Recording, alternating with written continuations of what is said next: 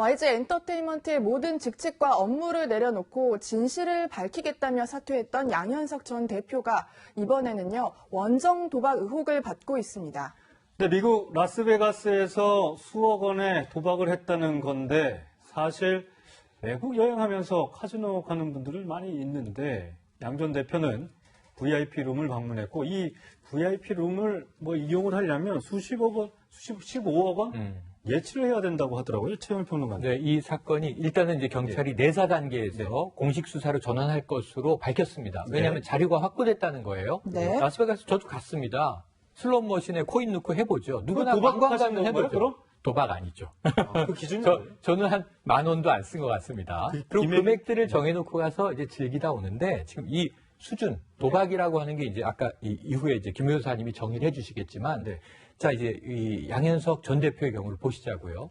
11번을 VIP 룸을 드나든 것으로 확인됐다. 라스베가스 MGM 호텔입니다. 근데 이 VIP 룸은 15억 원 정도를 예치해야만 출입할 수 있는 회원 자격이 주어진다는 거예요. 근데 이러한 곳에 10억을 예치했겠죠. 11차례를 드나들었다는 거죠. 지금 확인된 사실만 10억 원 정도의 판돈을 베팅을 해서 6억 원 정도를 이제 잃은 것으로 확인이 됐고요. 그렇다면 이게 1년에 11번 간 거면 매달 간 거잖아요. 10년간 11번 갔다면 1년에 한 번 간 거잖아요. 상습성의 여부도 이제 경찰이 수사하게 될 것이고 앞으로 양현석 대표 지금 이 성적대 의혹이 있고 경찰 유착 의혹도 있고 지금 또는 이 연습생을 이제 겁박한 이제 이 정황도 있고 여러 가지로 궁지에 몰려 있어서 대표에서 물러났는데 이제는 어찌 보면 상습 거액 도박 의혹까지 벌어진 상황입니다. 네, 김 변호사님 이제 해외여행 가서 카지노 이제 할 수 있는데 이 도박의 기준이라는 게 있을까요? 도박 자체 우리가 고스톱도 치고요. 우리가 친목 도박에서 하기도 하고 또 해외 나가면 이제 카지노 와서 하죠. 여러 가지 블랙잭도 하고 그런데 그 기준은 이거예요. 그러니까 도박이냐 아니냐는 일식오락의 정도냐 아니냐. 그거 어떻게 판단합니까? 그건 예를 들어서 우리가 가서 한 10,000원 정도 두고 재미로 하는 것은 이건 재미로 하는 거죠. 돈을 따서 뭘 하겠다는 게 주로 아니단 말이에요. 그래서 그 고스톱도 마찬가지예요. 한 100원짜리 할머니들 양로원에서 경로당에서 하는 것들은 그것은 일식오락의 정도로 보는 거지 이게 재미로 한다는 거죠. 이게 그러는 거지. 양현석 씨 같은 경우에는 이게 VIP 카지노룸에 전문적으로 가서 11번 방문하죠. 또 금액도 6억, 10억 예치해놓고 거기에 가지고 그것까지 도박을 한단 말이에요. 이건 계속적이면서 상습성이면서 이 금액의 기준을 보면 엄청나게 큰 돈이기 때문에 이것은 전형적인 도박이라고 볼 수 있는 거고 도박 중에서도 이렇게 횟수가 많으면 상습이라고 우리가 얘기를 합니다. 그래서 상습 도박이라고 볼 수 있는 거죠.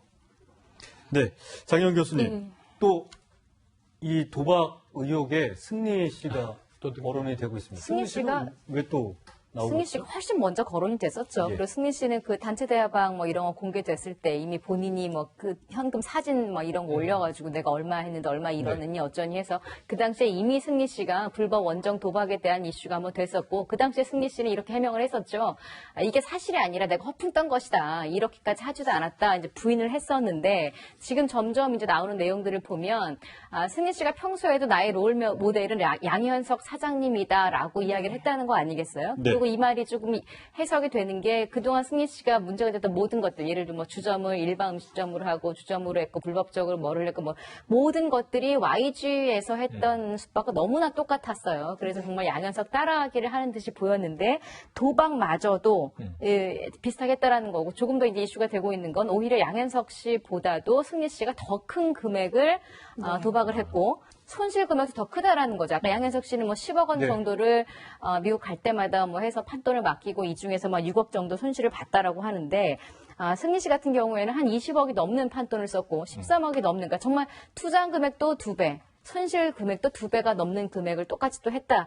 문제는 이게 지금 말씀하신 대로 오락이냐 아니냐. 누구에 따라서는 저한테는 100만 원 정도의 돈이 이 사람들한테 10억일 수도 있잖아요. 그렇죠. 저한테 1,000원이 이 사람들한테는 100억 100만 원일 가진 수도 자산가 입장에서 1억이 이렇게. 그러니까요. 그러니까 이렇게 최영희 평론가님이 코인 몇 개 넣었던 거와 이 사람이 10억 넣었던 거를 똑같이 봐야 되느냐. 이렇게 하시는 분들도 계실 텐데 문제 이렇게 큰 돈이 왔다 갔다 하는 과정에 당연히 어떤 불법적인 행위 이따 나오겠습니다만 환율이라든지 아니면 돈을 넣었다 뺐다 하는 과정에서 여러 가지 가지가 상습성도 문제지만 불법적인 면이 다분히 있어 보인다라는 게 또 한 가지 문제인 것 같습니다. 네, 사실 이런 부분에서 이 일정 금액, 그러니까 우리나라 해외로 반출할 수 있는 금액이 제한돼 있잖아요. 예. 그래서 이제 도박 혐의도 있지만 외환거래법 위반도 있는데 처벌 수위가 좀 어떻게 나올 것으로 예상하세요? 근데 외환거래법 자체는요, 이제 금액의 기준, 이게 1회 송금 기준에 의해서 처벌을 합니다. 그래서 금액이 클수록 형벌은 더 세질 수 있고, 근데 이제 중요한 부분은 외환거래법이 이제 금액이 굉장히 크잖아요. 경우 따라 13억, 한 20억 될 수 있고,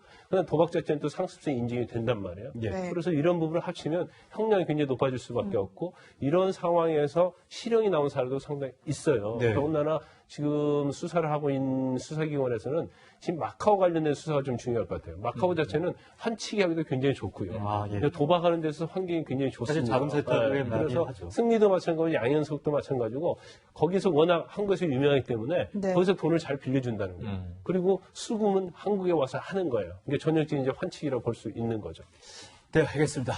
세 분과는 여기까지 얘기 나누도록 하겠습니다. 감사합니다.